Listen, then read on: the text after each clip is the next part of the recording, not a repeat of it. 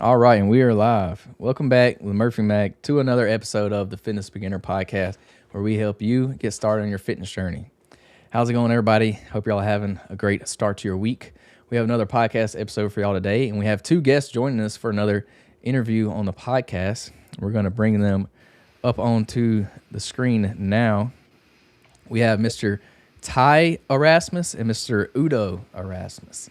So Ty, I believe, is works kind of more in the fitness industry, and Udo works more. He develops his own products. Did I say that correctly?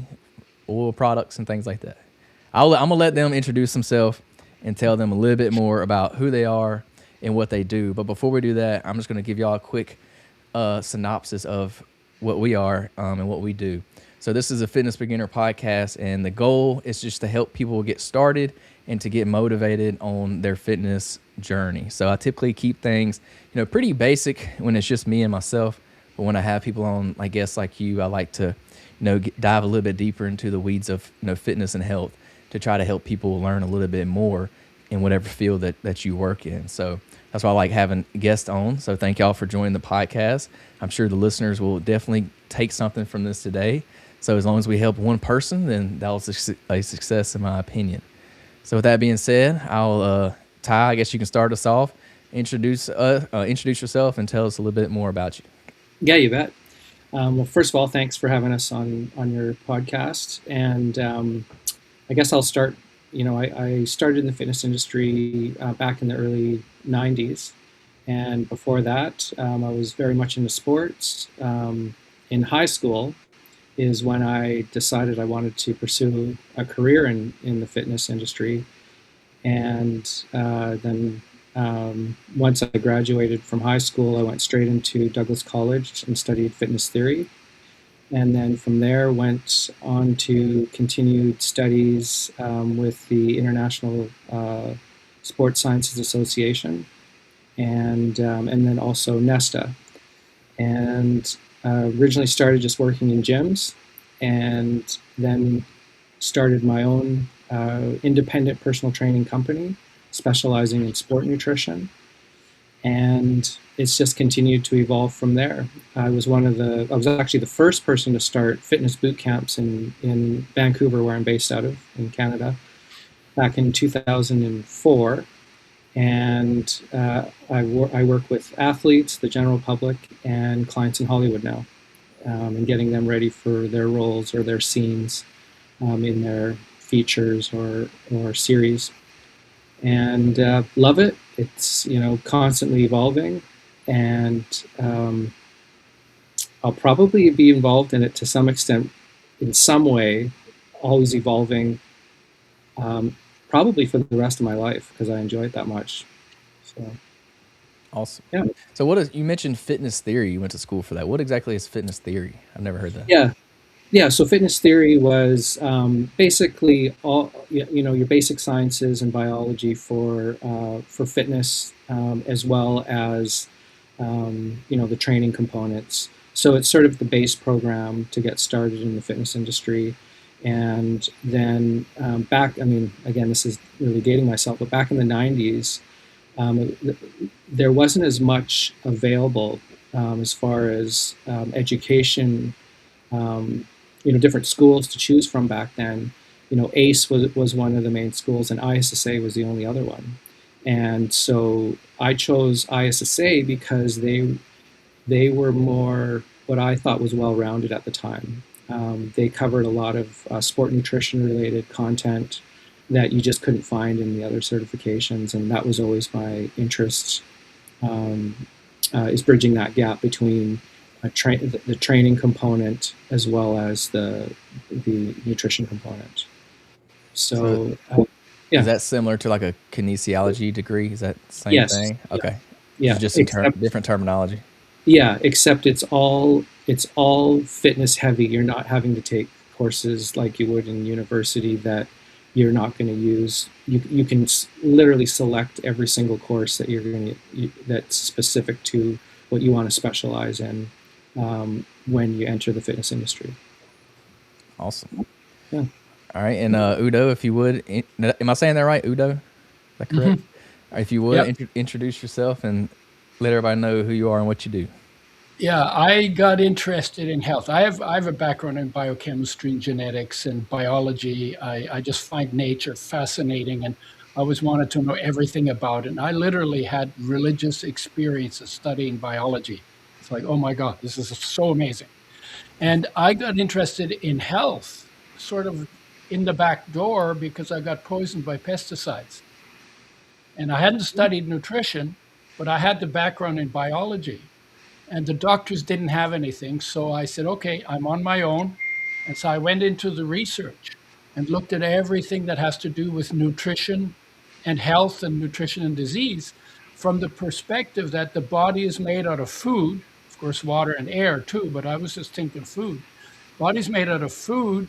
So if something goes wrong with your body, then what you want, and it's always turning over, right? That's why you have to eat. Your body's always turning over. I was told 98% of the atoms in your body are removed and replaced every year. So that's like almost all of you is new every year, right? And I thought, okay, well, if something goes wrong with the body, then what you need to do is you need to raise your standards for bodybuilding materials, food, water, and air, better food, better water, or fresher food, fresher water, fresher air. And in 1 year, you can have rebuilt 98% of your body to a higher standard.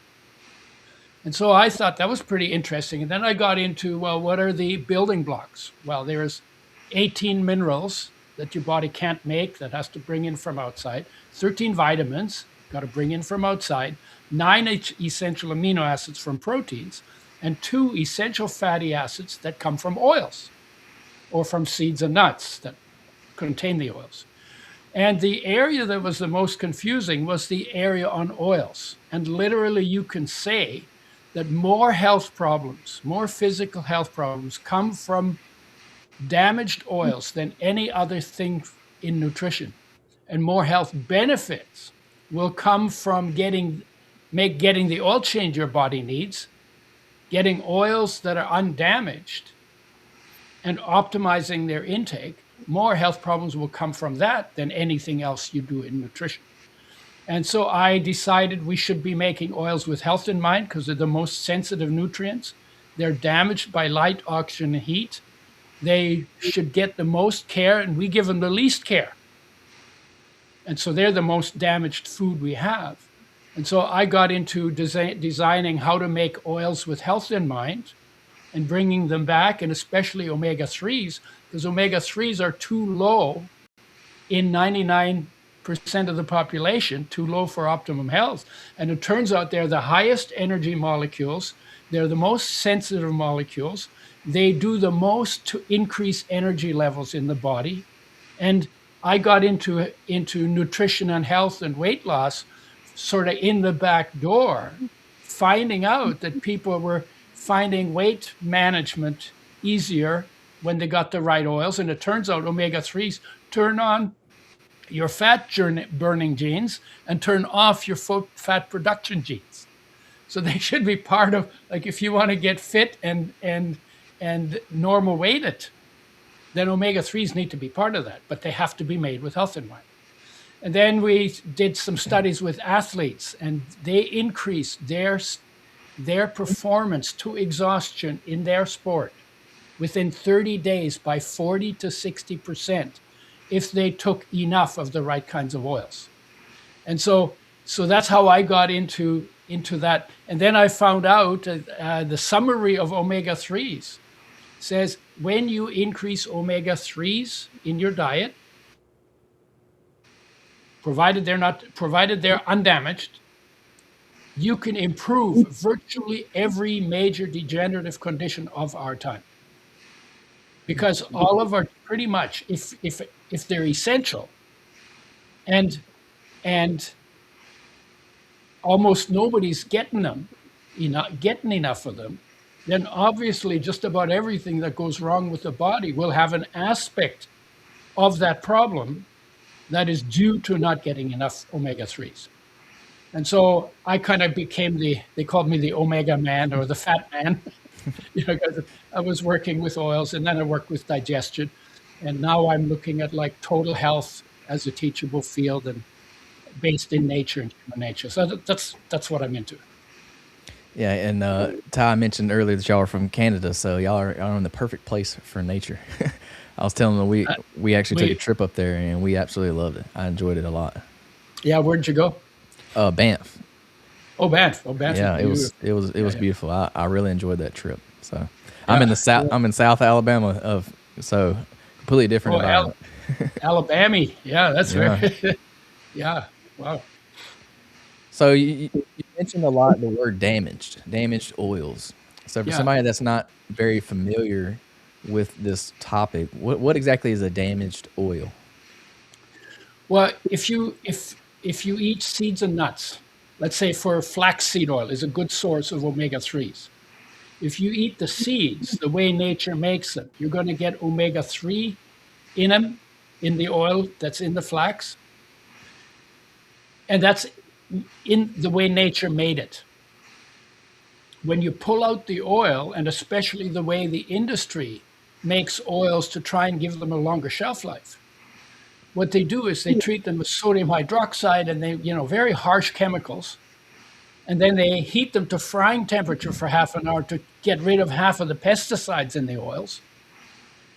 And in the process, they damage a half to 1% of the molecules. You might not think that's very much, but in a tablespoon of an oil that is that where 1% of the molecules are damaged, you're going to get more than 1 million damaged molecules for every one of your body's 60 trillion cells. So that's like 60 quintillion damaged molecules. And there are all kinds of different ones: broken molecules, twisted molecules, cross-linked molecules, oxidized molecules, cyclized molecules, polymerized, dimerized, trimerized molecules. So all kinds of different ways that you can wreck these very sensitive chemicals. And then they go into your body, but they never existed in that form in nature. So nature didn't make a program for breaking them down.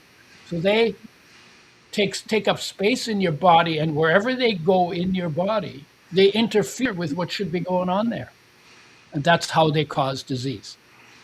Right? You might not notice on the first tablespoon or on the first 10 tablespoons, but if you do it day after day after day at 2 to 4 tablespoons a day, and after a year, 2 years, 5 years, 10 years, 20 years, the research says they increase inflammation, which is behind most degenerative conditions, and they increase your risk of cancer. And so then you say, okay, well, you know what? We should be making oils with health in mind, not with shelf life, because the industry does this damage to get a longer shelf life on oils that by nature have a short shelf life. So there's all kinds of damage that's done to them by these harsh processes. And we're natural creatures, right? We're part of nature. We ought to be eating our foods the way nature makes it. And Yeah, the this is a molecules need to be in their natural state. That's what undamaged means. yeah, this is a very like hot topic now. I see a lot of these oil discussions online, especially with social media. A lot of people talk about it a lot. So it's good that it's being brought up, but it seems like everybody just kind of bashes seed oils. Yeah. But from what I'm hearing from you, it's not necessarily the seed oil that's bad. It's the way they process it is what's It's bad. the damn, yeah, the people who do that. Like, this is really interesting. I've been working in oils for 45 years. I have a book called Fats That Heal, Fats That Kill. I haven't been hiding. I've done 10,000 lectures in media, 40 countries, right? So, so I'm the fat man, right? And not one of the people who disses seed oils and omega 6s, not one of those people has ever talked to me. And what they've done is they haven't done their homework, because how I got to this was I was reading an article. It said omega 6s are essential, which means you can't make them. You got to have them. You got to bring them in from outside. If you don't get enough long enough, you die. But if you bring them back while you're losing your health before you die, then all of the problems that are caused by not getting enough are reversed. So it's a very, very precise definition. Okay. So So it says omega-6 is an essential nutrient, so you have to have it. And the very next study I got said omega-6 gives you cancer and kills you. And I'm going, what? How can you? I have to have it so it can kill me? And so it was like, I thought, no, I must be missing something. And it was that contradiction, trying to figure out how to deal with it, that made me look deeper and look at how oils are made. And I was like, oh, yeah, that's why. So there are two issues. One is a lot of omega-6 is not enough omega-3, so the ratio is off. The omega-6s are damaged. Those are the two main reasons. And to fix them, you've got to bring in omega-3s, and you got to get omega-6s undamaged. And then they are actually really good for health. And we have like literally, the research says you can improve virtually every major degenerative condition over time when you make that oil change. Mm-hmm. When you make sure you get your oils made with health in mind. Is there any other way to get omega-6s, or does it have to be through the oil? Well, you find them in all whole foods. Mm. If it was grass, 0.1% of oil, but you get grains of 2 to 4% oil, beans have 4% oil, soybeans have 18% oil, seeds and nuts have anywhere from 20 to 60% oil in them. So then you either eat the seeds and nuts that contain them, or you get the oils. But if you get the oils, you've got to get them made with health in mind. So and you don't want to fry them, and you don't want to fry them because if you fry the best oils, they will fry your health. Yeah, so you don't necessarily need to be taking in this oil. It's just another way of doing it. You could just eat seeds and things and get the right nutrients that you need that way. Correct. Okay. Yeah, can you get optimum is the question. And I can't get optimum just from seeds because I've actually tried it. And in summer, you need less than in winter. But even in California in summer when it's warm, I could not get enough oil from the seeds to make my skin soft and velvety. That's how we measure optimum, because skin gets them last and loses them first. So the oil is just more dense, more nutrient dense than the regular seed. Correct. Yeah, because but seeds and nuts are really good food. So but if you can't get your optimum, then use some oil on top of that. Okay. Yeah. So it's kind of just like a supplement. You're just adding to it. Yeah, it's more than a supplement. Oils are major nutrients. So we're not talking about a couple of pills. We're talking about 2 to 4 tablespoons mixed in food, spread out over the course of the day. So are there any oils out there that you would recommend staying away from? I know you said it's kind of the way you process the oil, not necessarily the oil itself, but is there any out there that you don't recommend? All of the colorless, odorless, tasteless oils that line the shelves in plastic bottles that are being wrecked by light, that have already been wrecked by the processing, and that you then use for frying and wreck them even more. So fundamentally, you need to do an oil change. Your body needs an oil change, just like your car. You get the dirty oils out, and you got to replace the dirty oils with clean oils. So are there, in like a normal, like big box grocery store, are there any good oils that they sell, or do you pretty much have to go straight to the oils, the company, like order it online? Can you go, like, is there, like, if I went to Walmart today, is there one I could get off the shelf that would? Well, when we started, we were starting from scratch, so we worked in the natural foods industry, and the major food industry has still not really picked up on it, because we haven't done enough of a good job to get the word out to everybody, or to convince everybody, right? So you can get the seeds and nuts, but you want to get those organic because pesticides in your oils is not a good idea. So you want to get organic seeds and nuts. You can get some of those in some of the major stores. The oils, you pretty much have to go to online or to the natural foods, and we put them in. They're refrigerated. Those oils are refrigerated. So that's how we help to keep them fresh. So you find them in a brown glass bottle, in a box, in the fridge, in the supplement section. in the natural food stores. And you can get them on Amazon as well. But I tell people, go to the stores because they're in the fridge there. So what happened? Where was the misconnection? Like, why do we have all these, damaged oils in the stores nowadays? Like, what went wrong? Like, why didn't it, like, why don't these oil companies, why are they selling such a bad product, essentially? Like, why are they not doing it the right way? Because they were always more interested in shelf life, so they get big markets, than they were in health. And so they just did what got them it's like somebody told me once, your goal defines your journey.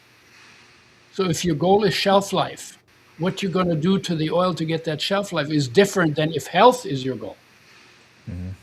And so we had to literally create a different way of processing the oils so that we don't damage them. And the industry has never made health their criteria. For advertising, they'll say stuff about health, but they don't really care about health. They just care about sales. Yeah, that's so true. You're starting to see a little bit of shift nowadays, though. You're seeing these. I don't know about in Canada, but the U.S. is starting to crack down on some of the the dyes and things in food. So I think that's a good thing. We're going in the right direction. Slowly. Yeah. Yeah, you're starting to see. I saw the other day, this week, I saw that Doritos is releasing some kind of chip without the artificial dyes and stuff in it. So you're starting to see companies go that way. Yeah, Kennedy's pushing that, right? Maha. That's right. Maha. Mm-hmm. Yeah. In fact, I just came off a conference call with Maha. Nice.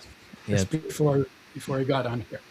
And I like what they're doing. You see, you know what? It's like health is one of the few things that is really important. It's one of the most important things we think about. We always got something going on, right? And why aren't we making that the focus? We're going to live here for 60 years, 70 years, 80 years. And when we do it right, we can have a pretty good journey. Yeah, I would argue health is probably the most important. I would too. If you don't have health, then you don't have nothing really. You're not going to live. Yeah. Exactly. What does it say? When you don't have health, you only have one goal. When you have health, you can have 100 goals, and when you don't have health, you only have one goal. Yeah. Anyway, so but talking about working with the oils and what they do in practice, that's Ty's bailiwick. Yeah, so what are these damaged oils? What are they doing, to your body? Like why is it such a bad thing to your body, and why do we need to stay away from them?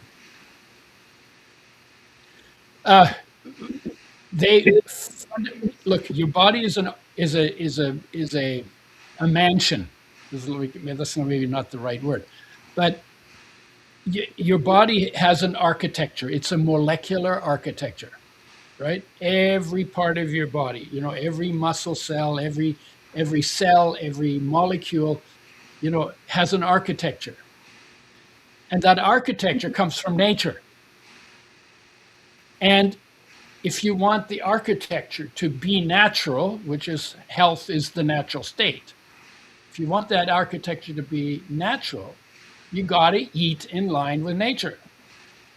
When you change the molecules, you're creating a different architecture in your body.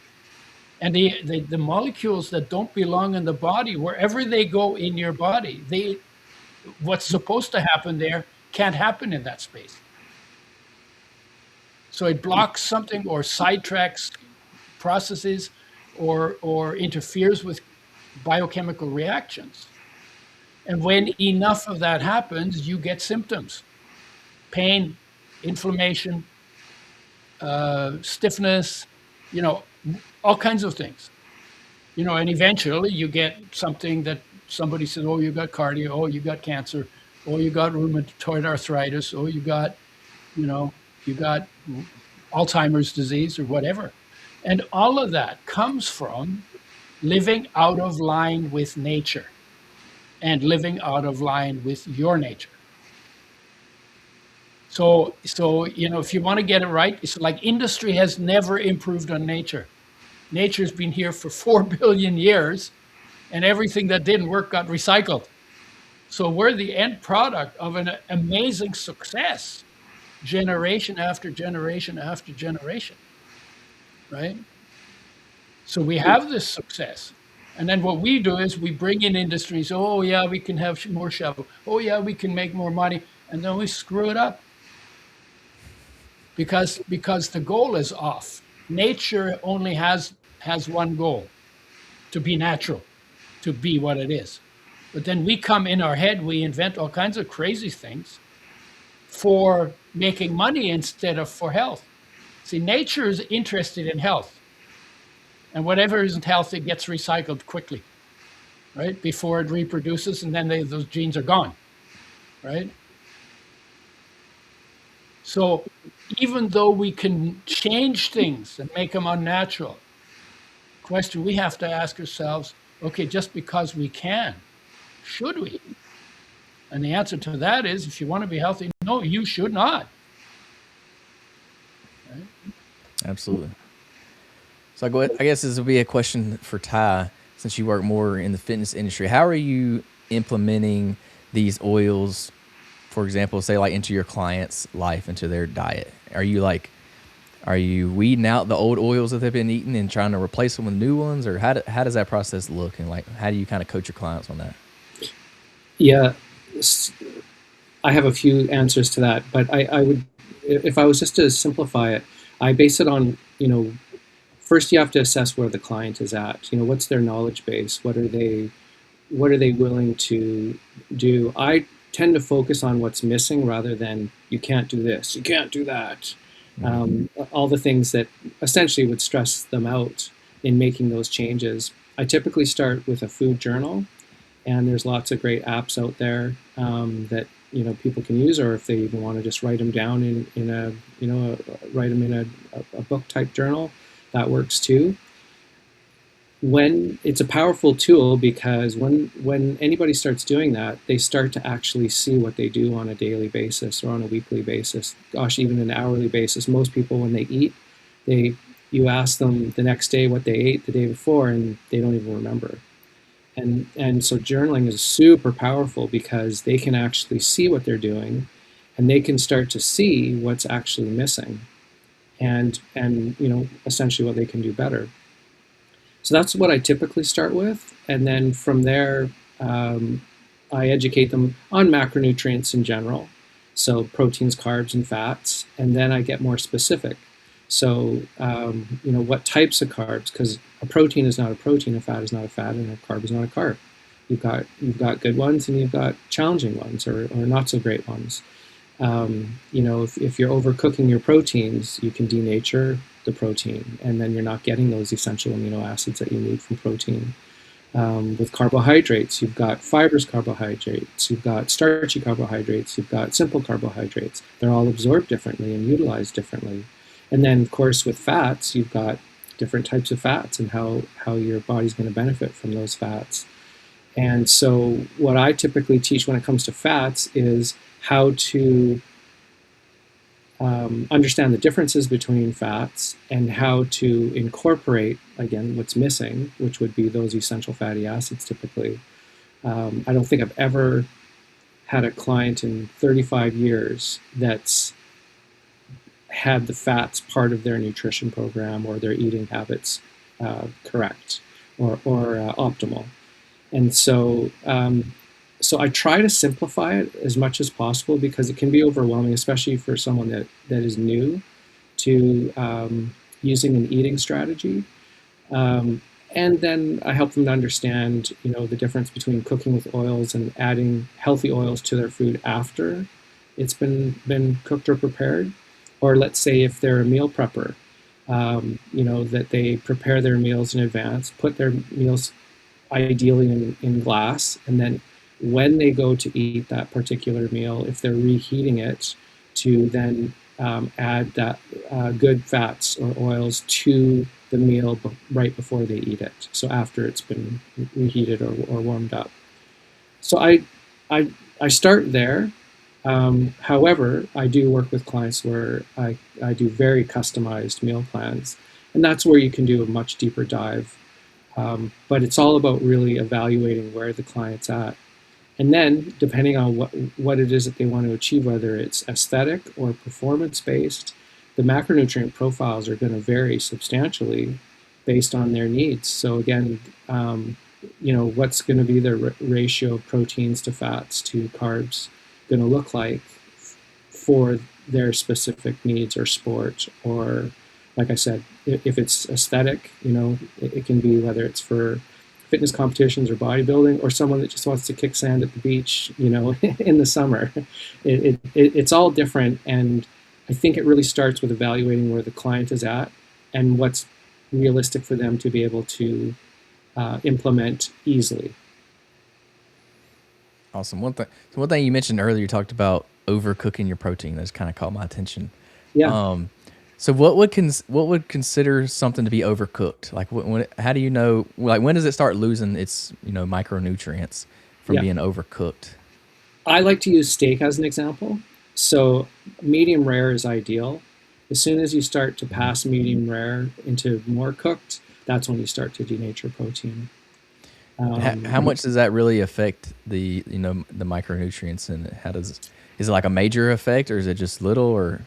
Well, I think the most significant effect that someone is going to experience would be the rate of recovery post-exercise. So, their DOMS, their delayed onset muscle soreness, if you want to use DOMS as an example.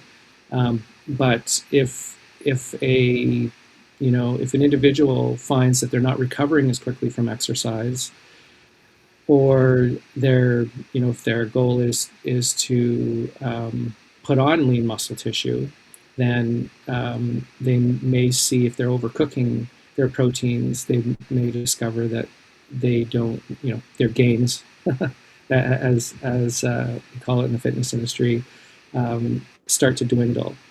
But I think the best measure is post-exercise muscle recovery. How quickly are you recovering from that muscle soreness from your activity or your workout, or whatever that is. And as we age, we actually need to consume more protein because our ability to synthesize protein starts to slow down. And so, as we get into our later years, as I'm sure you're well aware, we start to lose lean muscle tissue if we don't do what's required to maintain it, which is weight-bearing exercise. So I think that protein plays a crucial role, especially, in every stage, but especially in later stages of life. It's critical that you get high-quality protein sources. Yeah, that's interesting you brought that up. I never really heard somebody bring that, kind of argument up. I guess I kind of always understood that, if you overcook it, it will affect it more. But I never really, utilize that in my diet. I never thought about it like you did. So that was an interesting point. That's why I was curious when you brought it up. Can I make a short comment? Go ahead. Can I add a short comment? If you look at nature, how every creature that lives in nature that eats food, eats its food fresh, whole, raw, organic, local, mostly seasonal, and probably for human beings, mostly plant-based. Because when the hunters only had rocks to hunt with, they came home without meat most of the time, right? Because the animals run away or they fight back or whatever, and they could always then go and hunt some vegetables because they're easy to hunt down and kill, right? So if you look at that as the standard that was developed over the past 4 billion years, maybe all of the cooking and frying that we do, maybe that's not as good for us as we've been told that it is by somebody who sells frying pans. Right? Yeah. So on that thought, do you think we should eat our food raw? Every other creature does, including the ones that eat meat. Even the what do you call them? The vultures. They eat rotting meat, but they eat that raw too. They don't cook it. They don't. They have, of course, they're set up for it. In a way, we're not. But everything in nature is raw. And your body, if you take your clothes off and you stand there, you're raw. right? And if something was going to eat you as food, it would be eating you raw. You never see a squirrel with a frying pan, right? Or a wolf with a frying pan, right? So from that perspective, it's something to keep in mind, maybe a direction in which to go from wherever you are, because we're mostly not living like that.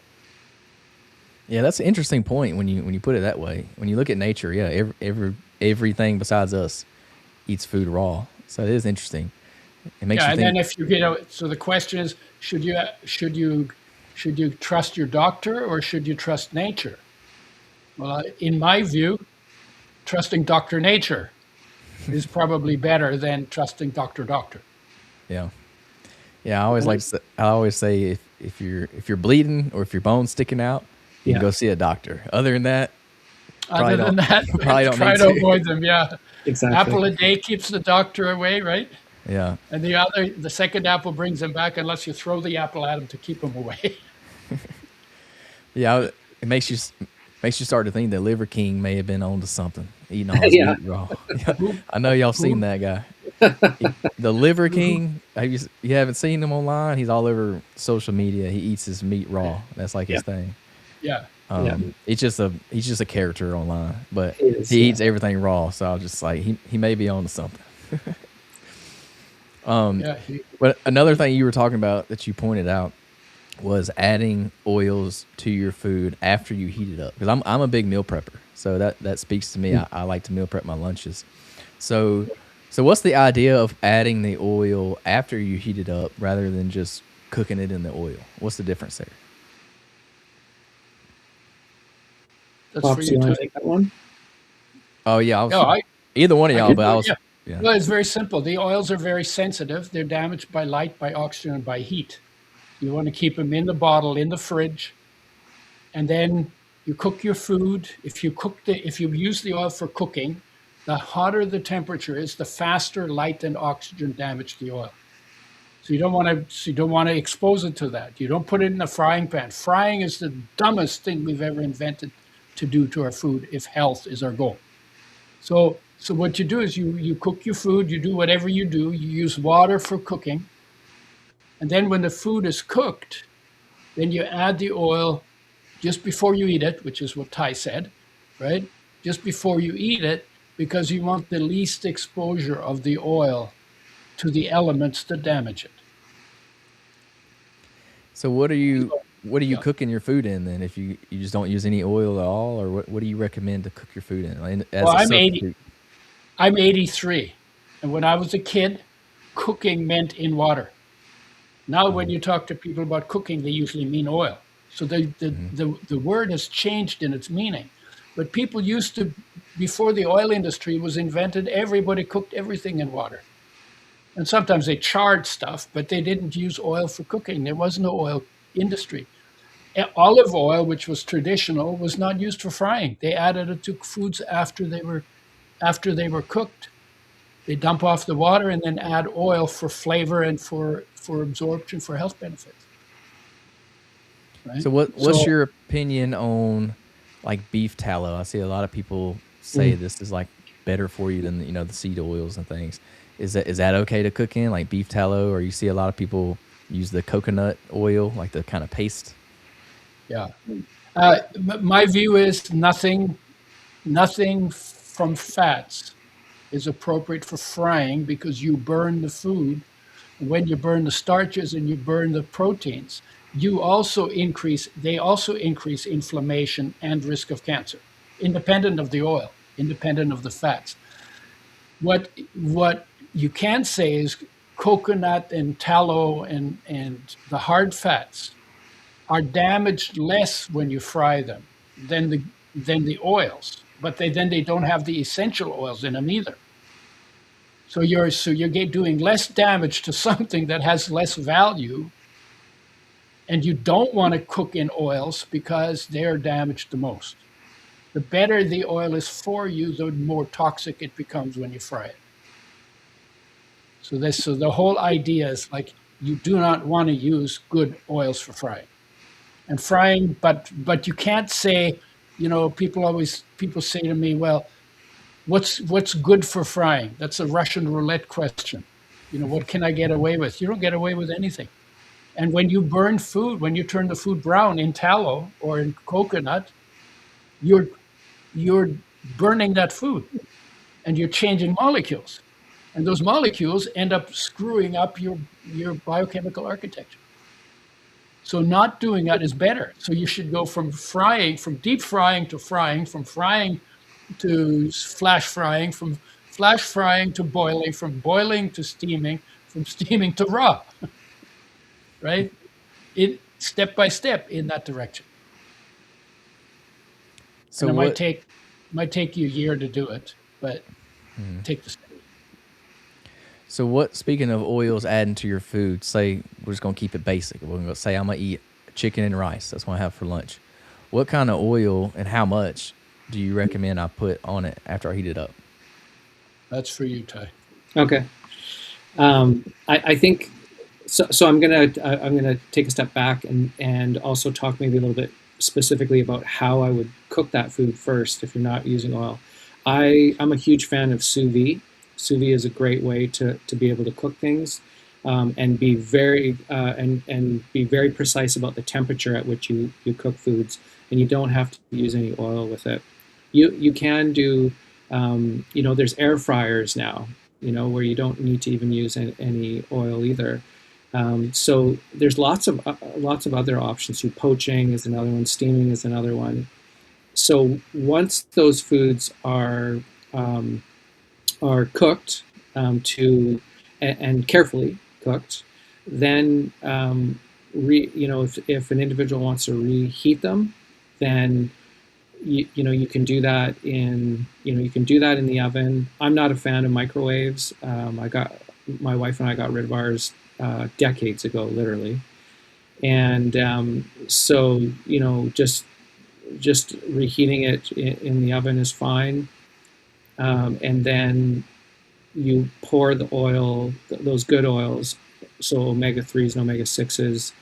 Usually, it depends on the individual, but you could start with 1 tablespoon and drizzle that on your food before you're going to eat it, or mix it into your food, or use it as a salad dressing base, or mix it, like say you said rice, so you could put it, on your rice.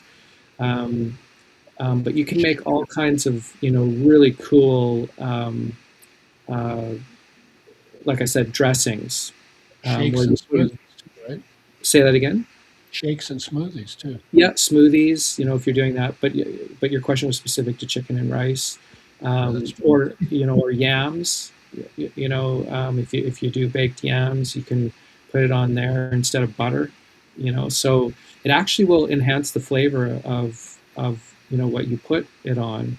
And if you make different like I said, dressings that have herbs in it, and you keep it in glass in the fridge, and you add that, you can really create a lot of variety with it and enhance the flavor of your food.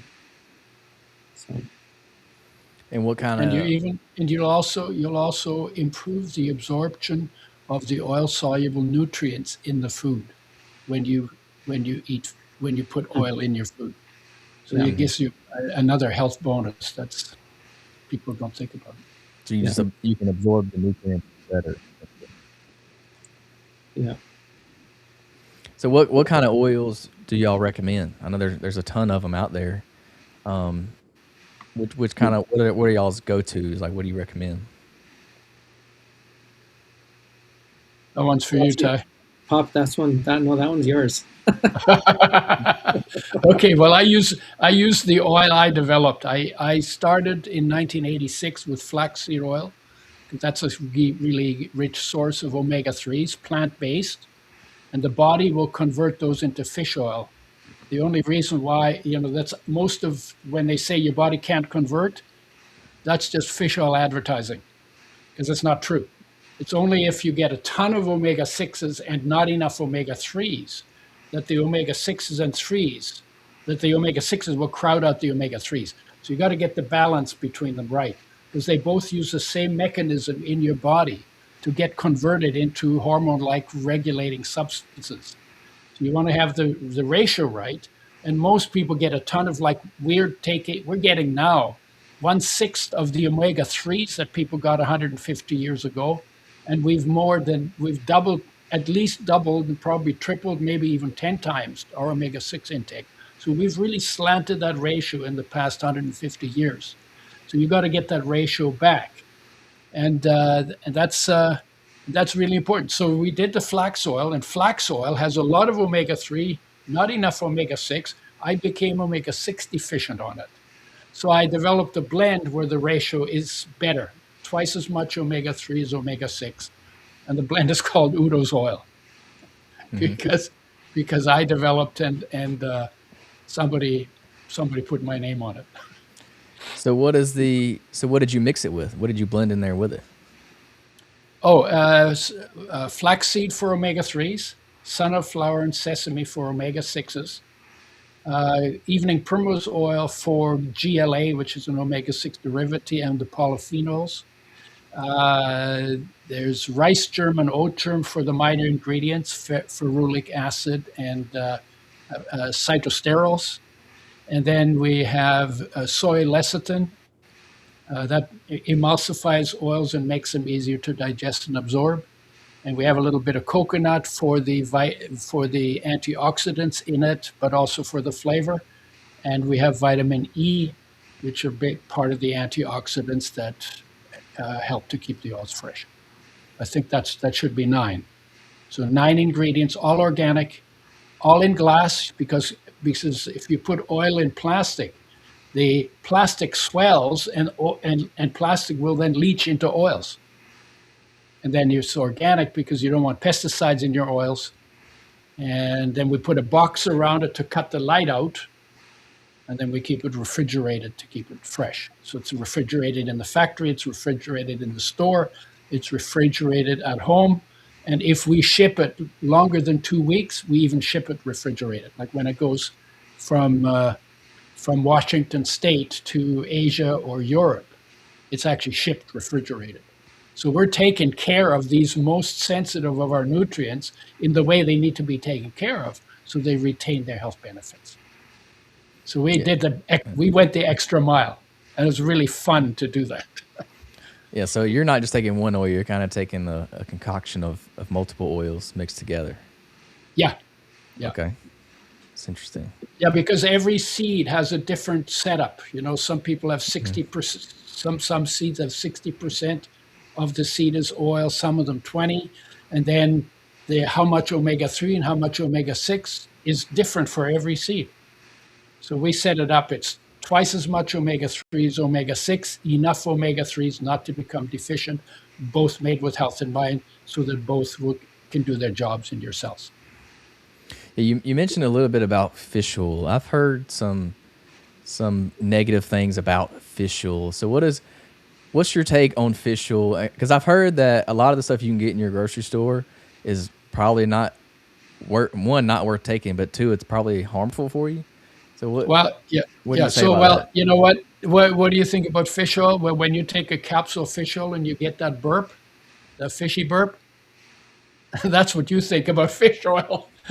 That's already enough. Why is that? Because they're damaged.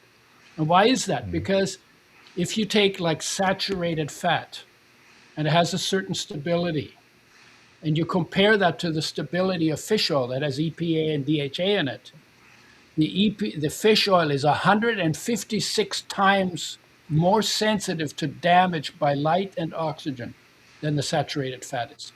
So super sensitive.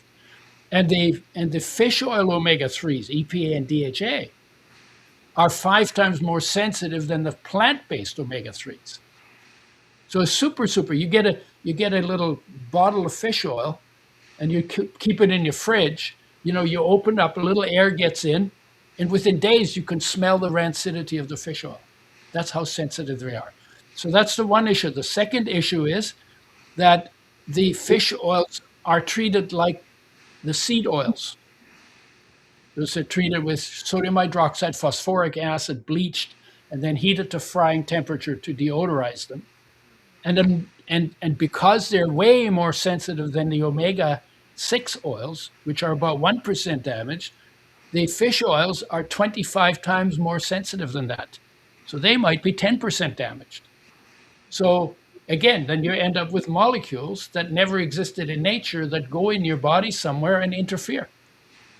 So that's a problem. So if you take more than 5 capsules of fish oil, 5.1 grams of fish oil a day, you can increase inflammation when EPA and DHA are actually both anti-inflammatory.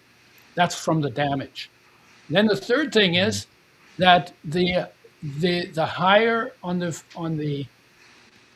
food chain the oil comes from, the more toxins are in the oil. So PCBs, dioxins, pesticides, anything that's oil soluble, we dump it on land, it goes downhill, ends up in the ocean. In the ocean, it concentrates in whatever is fat in the ocean, in the creatures, and the algae have the least. They actually make the fish oil, EPA and DHA, and then the krill eat the algae and concentrate it, and then the little fish eat the krill, and then the big fish eat the little fish, and then the toxins concentrate up the food chain. And what we mostly get is pretty high on the food chain. So fish is now the dirtiest meat on the planet. So you could say fish oil is the dirtiest natural oil on the planet. And then to get that out requires more processing, and in that processing you do more damage. So the fish oils are now more damaged than they were 20 years ago. And because they had to set limits at one point, they had like 1,300 parts per billion of PCBs and dioxins, and there are no safe levels of those. They're super carcinogenic, teratogenic, cause birth defects, inflammatory, toxic. So the government said, no, got to bring them down to 90, from 1,300 to 90 parts per billion. 90 parts per billion is still not safe, but they had to put a limit, because if you said 0, you couldn't sell fish oil. So they have to do more processing, and in that processing, they do more damage. So you're getting rid of some of the toxins, but you're creating new toxins by the damage you do to the oil in the process of trying to clean it up. So for me, if you're going to use supplements, where you get three pills, I would say take krill oil, don't take fish oil, because krill oil is a different oil. It's more stable. The processing is completely different. It has its own antioxidants in it, and you need less of it to get the same job done. So what I'm hearing is stay away from fish oil, basically. 100%. I don't touch it. I'm in fact, I'm out to prove that you don't need. I don't take krill oil either, but krill oil is not damaged like fish oil is. But I'm out to prove that your body can do the conversion, because the only reason it won't do the conversion is if your ratio is off. You get too much omega-6 and not enough omega-3. I'm here to prove it. I'm 83, and so far I'm still firing on at least 2 cylinders. Yeah, so you just recommend getting those omega-3s through, the other oils or through your diet. So yeah, that's interesting. Yeah, I've heard the same. I've heard before about that the fish oils are not beneficial for you. So I just want to clear that up and get your opinion on that. Yeah. And it's not the fish oil, it's the damage and the toxicity that are the issues. Because if the fish was clean and the oil was clean, I used to eat salmon all the time. But now it's like, even in Alaska, you'd think Alaska would be pretty clean because nobody lives there, right? Mm-hmm. Even in Alaska, the salmon has PCBs and dioxins in it. So you can't isolate a piece of ocean. Whatever goes in the ocean ends up going everywhere. So you can't say, okay, I'm going to get organic fish. You can't get organic fish unless you grow them in a pond, but you can't grow organic fish in the ocean because you can't isolate the ocean. Right? That's true. So it's like, So let's say you're working with the client and we're gonna get these better oils in their diet. What are some of the first signs that you see that the oils are starting to work, like the essential fatty acids are doing what they're supposed to do? Like, do you see, how quickly do you see some of those results, and what are those results? Like, what can somebody look for to say, okay, it's doing what it's supposed to do? Yeah. I'll take this one. Yeah. Uh, the first thing that clients report is that they get a boost in energy. That's the very first thing they notice, which is pretty cool because they're working out already, and if they're just starting an exercise program, to have more energy is pretty significant.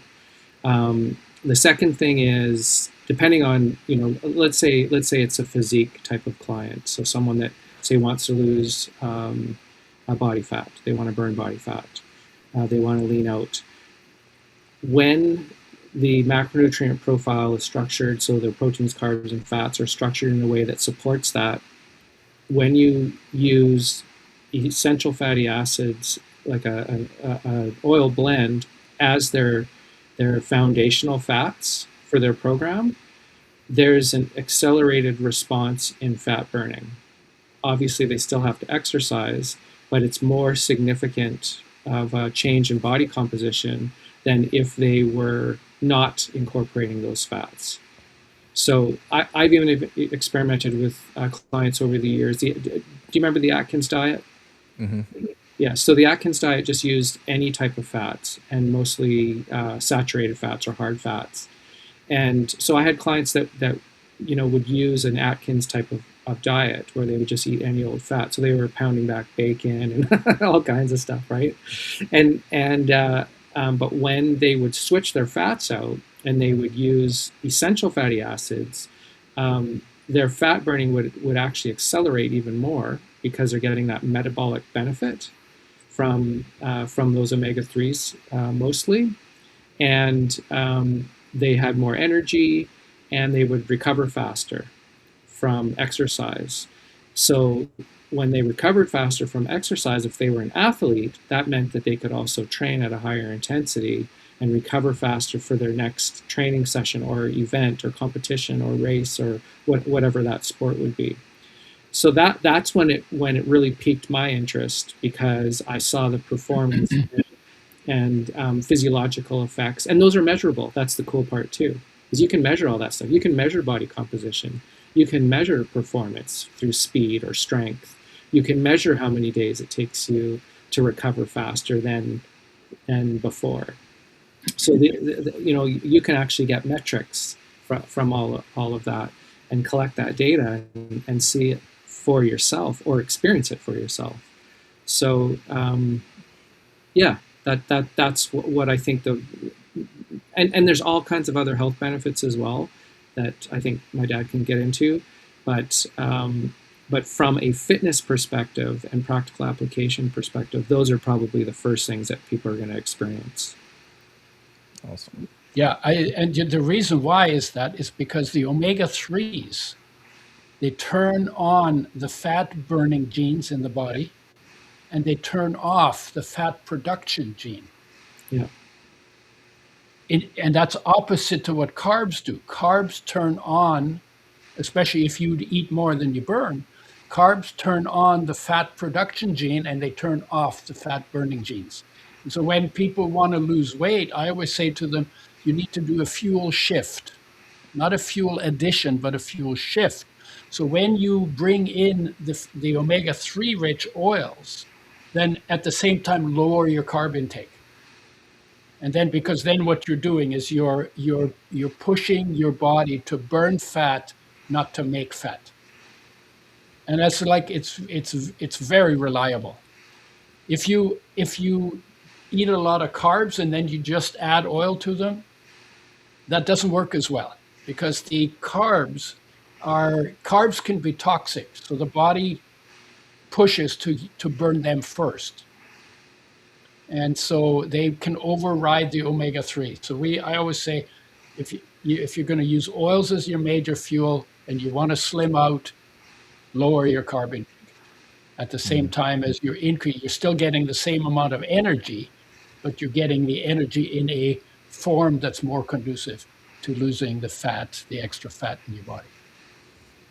So speaking of carbs and fats, kind of macronutrients here, I know this answer will change depending on the person, obviously, but what's kind of the ideal range you would like your carbs, fats, and proteins to be in, like a percentage wise? Like, do you want your fats to be 20% of your diet, 30%? What's kind of your philosophy on that one? Yeah, well, that depends on what your goal is, Yeah. right? So, Because if you want to be the fat man in a movie, then you have to do the opposite of what we're talking about, right? Yeah. Let's So, say, for example, just like an athlete, somebody that's an athlete, they're training for a specific yeah. sport, like they're a runner. Mhm. Would Do you you? want to take that one? I'll take that one. No, yeah, go Yeah. ahead. Yeah. Yeah, I've competed in endurance sports and worked with lots of clients in endurance sports, and I think there's two approaches that you can take. One is you can go with more of a traditional approach, where where your carbohydrate intake is a bit higher, like the ratio would be 50, 30, 20 is pretty standard. But even if you just switch out your fats for good fats, so for that 20% of fat intake, they'll still notice a significant difference in performance.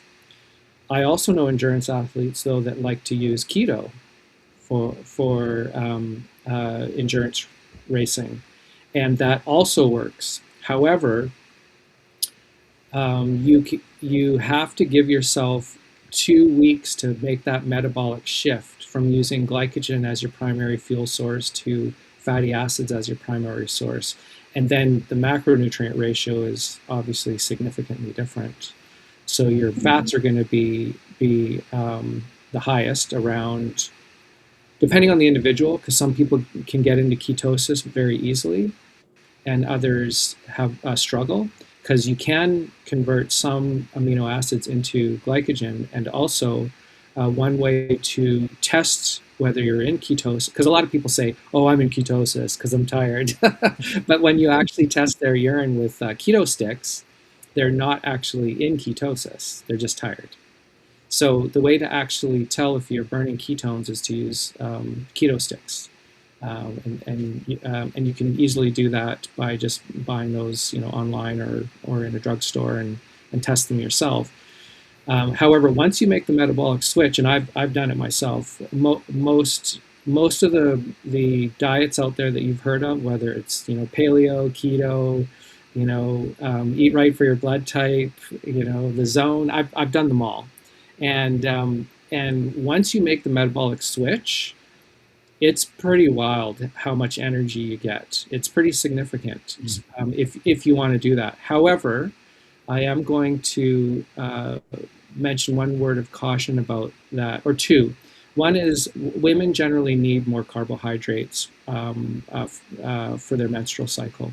And so they don't respond as well in that regard metabolically to ketosis. And so again, it's based on the individual. I'm not saying don't do it, but they may find that they struggle with their menstrual cycle more when they do extreme keto. And the other thing is when you are in ketosis and you start introducing carbohydrates to your diet again, you want to be careful that you introduce them slowly. Don't just start pounding back carbohydrates like crazy. Even if you do carb loading after you've carb depleted, it still has to be done in a structured way.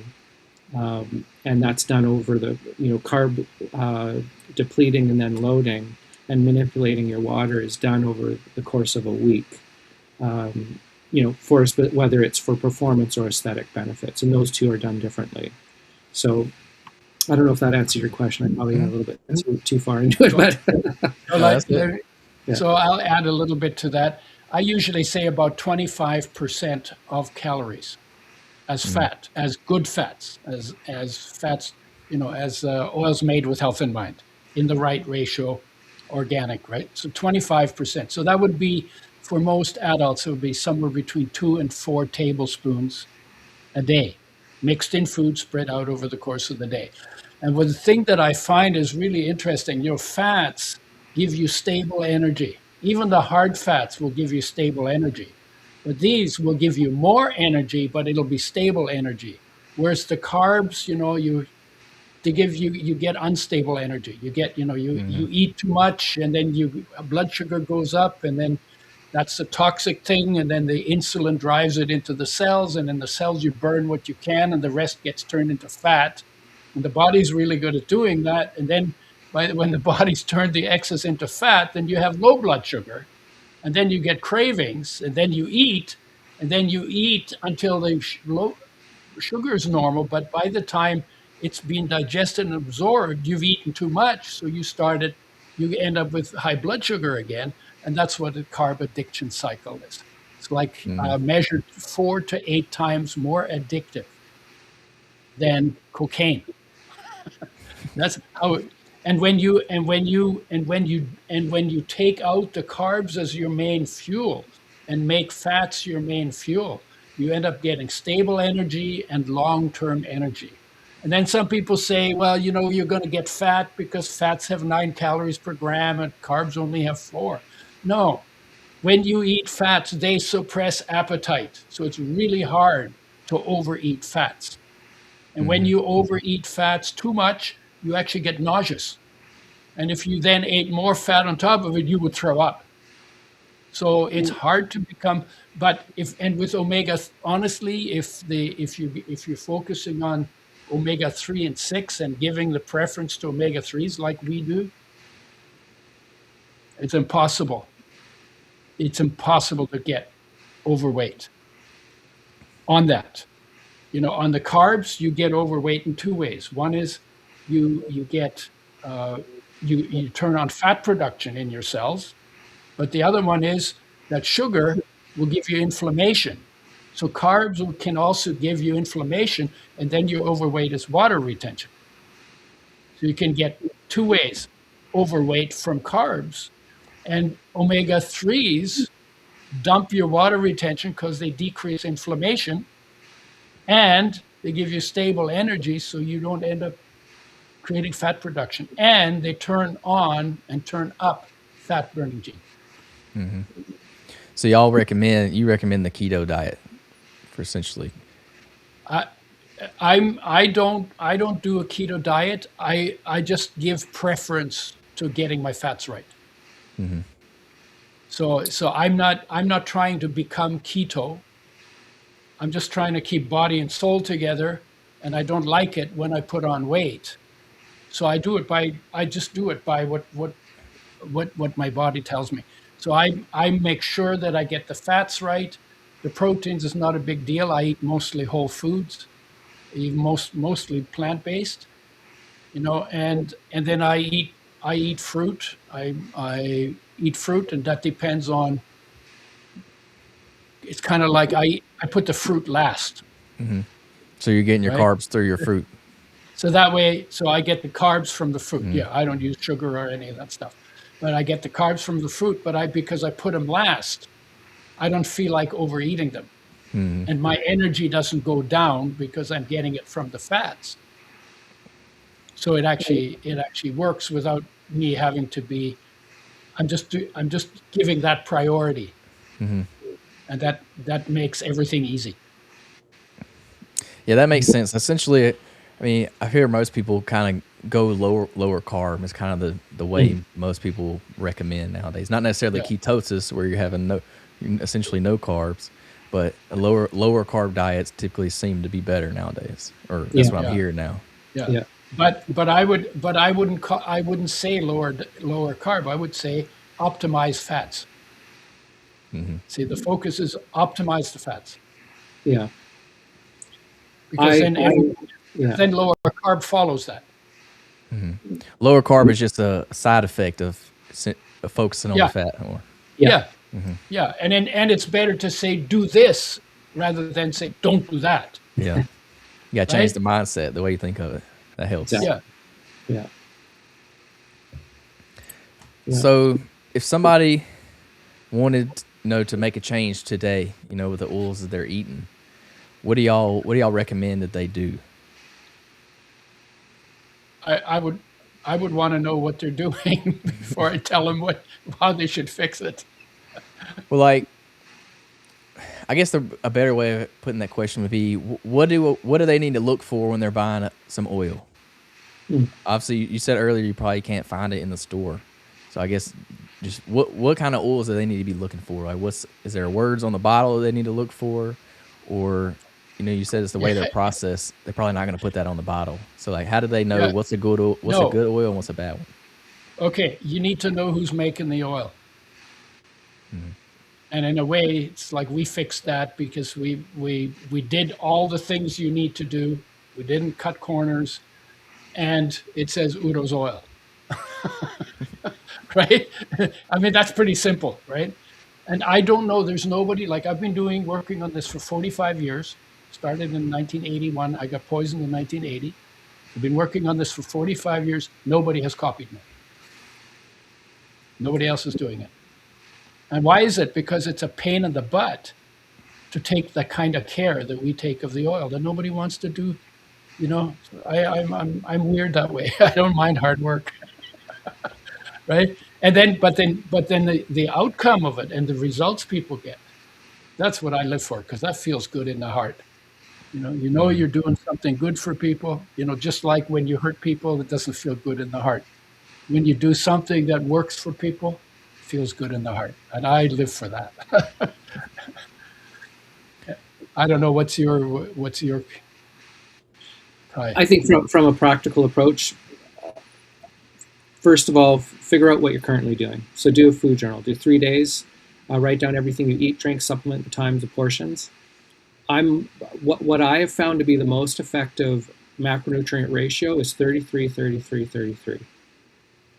I love that ratio. And it seems to work for the widest group of people. So whether you want to call that lower carb or higher fat or moderate protein or all three, that's the one I'm a big fan of. I've experimented with it extensively with myself and with clients, and then you can modify from there. So start there and then modify depending on your level of activity, what kind of sport you participate in. If you're trying to do something that's more aesthetic or physique related, because everyone is different and their needs are different, how much sleep they get is different, and everyone's lifestyle is different. So that's the place to start. Obviously, I'll be more specific about proteins, high quality proteins that rate high on the PDC AAS or whatever measure you want to use for protein quality. And if you're vegan or vegetarian, you are going to have to supplement to optimize your protein or amino acid content intake. It's just the way it works. As far as carbohydrates, low glycemic carbohydrates are low on the insulin and glycemic index. Ideally, you can have a little bit of fruit. I'm a big fan of berries because they don't have significant glycemic impact. So I would say that's how you'd cover your carbs. Don't overcook your proteins, as we talked about earlier. I'm a huge fan of whey protein isolate because, again, there's a lot of care that's taken in producing whey protein isolate, and it's protected from heat, and that's why it retains the highest amount of essential amino acids and branched chain amino acids. And so I think that is a great way for at least vegetarians to get a quality protein source. In vegans, it's a little bit different because they're doing something slightly different. And then, of course, as we've talked about, for most of the time together, is clean up your fats. Just replace your bad fats with essential fats, and that is an incredible start. I think once people do apply those strategies, they will see a significant change in how they both look and feel. Awesome. Yeah, I like that answer a lot. Yeah. So I guess I was just gonna let y'all off with that one. I want to respect y'all's time. I know we kind of went over a little bit over the hour mark. I don't know if y'all had extra time or not. I did. I guess I see you stepped away, but I did want to. Maybe you can answer this. Where can you find the oil at? Is it on the website? What's the name of the website? Where can people find it at if they want to look into it? So you can definitely find it in both Canada and the US. I'm not sure where your viewers are based out of, but and also I think in the UK. Typically in health food stores is where you'll be able to find it. You can go to udoerasmus.com and find it there as well, or at least a link to there. And for your viewers, even we created something for them, that just sums up everything that we've talked about in reference to fats in general, because it can be a little bit confusing for people. So we can direct them to there as well if you like, which would be on Linktree, and it's MyFit, the number 2 win, is where you can find that. And there's a downloadable booklet that will clarify all of the stuff that we've talked about. Yeah, we can put the link down in the description of the video. So if y'all are interested in what he's talking about, just check out the description, and we'll put the link down there for y'all. Cool. And you said it can be in like health food stores. Is it in Whole Foods? Because I think in my area that's kind of the only one we have is Whole Foods. Yeah. I can't think of any other ones in our area that would be considered like a health food store like that. So yeah, check it out at Whole Foods or on the website. And where you mentioned you wrote a book as well. Where can they find your book at? Oh, Fats That Heal, Fats That Kill is the tome. You can get that on Amazon. And then I have a new one that's called Your Body Needs an Oil Change. Mm-hmm. And that's like a more street version of the story of oils, and it talks a little bit about other parts of human nature as well. Awesome. So if y'all are interested in get one of those, check those out on Amazon. But I just want to say thank y'all so much for joining the podcast. I enjoyed it. I learned a lot myself. So a lot of those questions were for me. I got some swaps I need to do in my pantry real quick. But thank y'all for joining the podcast. I really enjoyed it. The exam is in 6 months. Yeah, I'll have to study up for that one. I'll have to get the book, study it. But yeah, thank y'all so much for joining. I really enjoyed it. Thank you, Murphy. All right. Well, thanks for having us. Yeah, you ask all the right questions. Absolutely. I'm sure the listeners will definitely get something from it, and I'm sure they learned something, because I know I did. Awesome. But yeah, that's going to be it for today's podcast episode. I hope y'all enjoyed it, and y'all be sure to tune in next week for another episode of the Fitness Beginner Podcast. Thank y'all. All right.